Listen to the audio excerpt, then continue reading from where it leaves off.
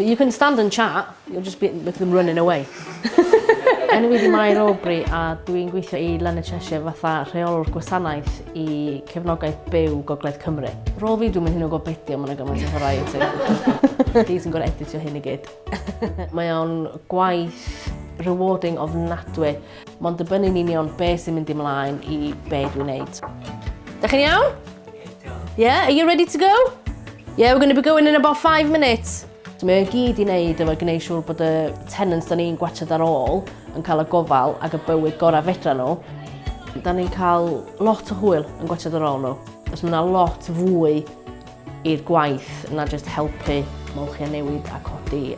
So mae'n mynd ar holidays, mae'n mynd allan lle bynnag maen nhw'n ffansio mynd. 8 to 5, 85. Mae'r tenants yn licio ni helpu ni helpres, so fatha heno mae gennym ni bingo night.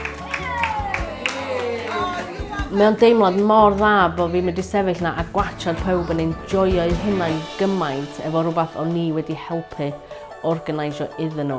Dwi'n meddwl bod llawer o jobs yn rhoi teimlad fela i neb, da. So dyna ddim rili yn gweithio na chdi.